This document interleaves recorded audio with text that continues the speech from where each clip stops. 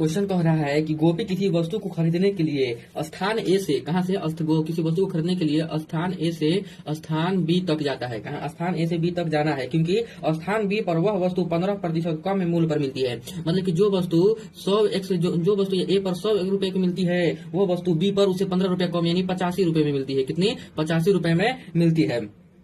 यद्यपि आने जाने में उसके रस 150 रुपए खर्च हो जाते हैं, आने जाने में उसे जो है कितने रुपए 150 रुपए खर्च हो जाते हैं, तो फिर भी स्थान ए से उसे खरीदने की तुलना में, मतलब कह रहा है कि फिर भी उसे स्थान ए की तुलना में, मतलब कि ए की तुलना में 100 इसकी तुलना में उसे खरीदने की तुलना में उसे 150 का लाभ होता है। मतलब कि इसकी तुलना में इस यहाँ से खरीद रहा है, इसकी तुलना में यहाँ से खरीद रहा है, तो इसे कितना का लाभ हो रहा है? तो 150 रुपए का। मतलब कि 85x प्लस 50, 85x प्लस 150 रुपए ये हो गए, प्लस कितना का लाभ हो रहा है? तो 150 रुपए का लाभ हो रहा है। 150 रुपए का यहाँ पर प्लस 150 रुपए का यहाँ लाभ हो रहा है, तो उसका लाभ प्रतिशत ज्ञात करना है। अब यहाँ से हम इक्वेशन सोल्व कर लेंगे, लाभ प्रतिशत हमें ज्ञात करना है। 100x इक्वल टू हो जाएगा 85x, 85x प्लस 150 प्लस 150, यहाँ से यहाँ पर माइनस में होगा तो हमारा 100x और 85x माइनस होगा, तो 15x इक्वल टू हो जाएगा हमारा 150 और 150 हो जाएगा 300 रुपए। यहाँ से कैंसिल करेंगे, 15 दूना 30, यानी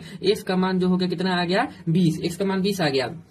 अब देखिए, अब कह रहा है कि हमें लाभ प्रतिशत ज्ञात करना है। तो लाभ प्रतिशत यानी कितना का प्रॉफिट लाभ हो रहा है? तो 150 रुपए का। लाभ प्रतिशत ज्ञात करने के लिए अब क्या करेंगे, हमें लाभ कितना का हो रहा है? तो 150 रुपए का। तो लाभ बाटा में कॉस्ट प्राइस गुणे 100 किया जाता है। तो x का मान 20 है, तो ए पर उसकी कीमत कितनी हो जाएगी? तो 100 गुणे 20, 100 गुणे 20 यानी यहाँ पर कॉस्ट प्राइस हो जाएगा इतना। कितना इसका हो जाएगा? तो 2000 रुपए इसका कॉस्ट प्राइस हो जाएगा। तो 100 गुणे 2000 गुणे लाभ प्रतिशत ज्ञात करना है, तो गुणे 100, 2 0 से 2 0 कैंसिल, 1 0 से 1 0, तो 15, तो 2 7 14, 7 मतलब कि 7.5% हमारा लाभ टोटल आ जाएगा। ये है करेक्ट आंसर।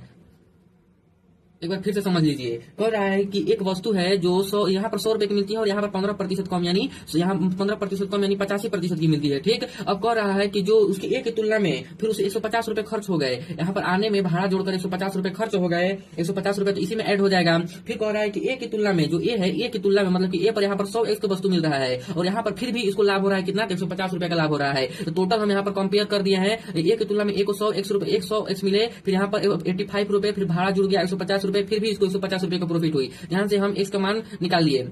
अब यहाँ से हम टोटल कॉस्ट प्राइस सीपी हम निकाल लेंगे। टोटल एक यहाँ टोटल कॉस्ट प्राइस कितना हो जाएगा? यहाँ पर 100 रुपए है, तो फिर उसमें से 20 का गुणा करेंगे तो 2000 रुपए हमारा कॉस्ट प्राइस हो गया। फिर यहाँ से लाभ होता है एसपी माइनस सीपी बटा में सीपी गुणे 100, जहाँ पर हमारा लाभ दिया हुआ है 150 बटा में सीपी, हमारा 2000 गुणे 100, 7.5 आंसर।